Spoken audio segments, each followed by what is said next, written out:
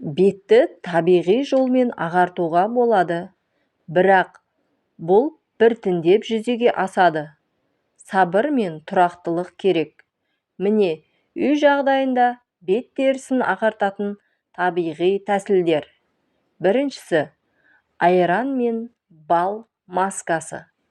1 ас қасық айран, 1 ас қасық бал. Екеуін жақсылап араластырып, таза бетке жағамыз. 10-15 минут ұстап, жылы сумен жуып тастаймыз.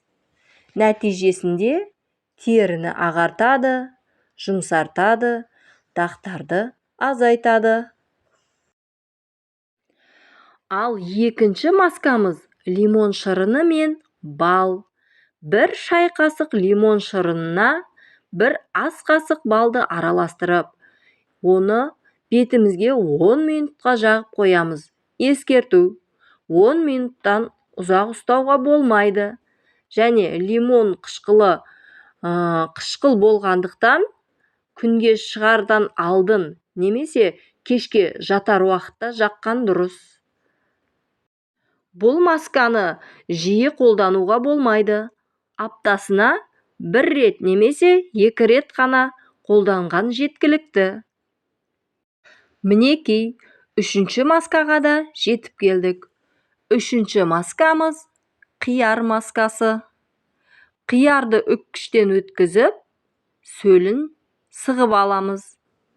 Қияр сөлін бетке жағып, 15 минут күтіп, жылы сумен жуып тастаймыз. Нәтижесінде теріні сергітеді, ісікті басады және ағартады. Қиярды жұқа ғып турап, бетімізге маска ғып жасасақ та болады. Ал 4-ші маскамыз куркума және айран. 1 ас қасық айранға шым-шым куркума ұнтағын араластырамыз.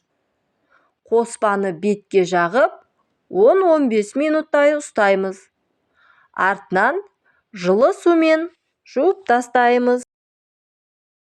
Кеңестер: күнде көбірек су ішуді ұмытпаймыз. Таза тері үшін ол өте маңызды.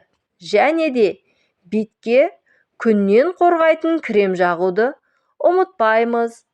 Бұл табиғи маскаларды аптасына 2 немесе 3 реттен артық қолдануға болмайды. Бұл табиғи маскаларды бетке жақпастан бұрын аллергиялық тест жасап алуларыңызды сұраймын. Беттеріңізге айраннан немесе балдан немесе лимоннан аллергия болатын болса, онда беттеріңізге жақпағандарыңыз дұрыс болады. Егер қаласаңыздар, безеуге қарсы табиғи маска немесе тері дақтарын кетіретін рецепт айтамын.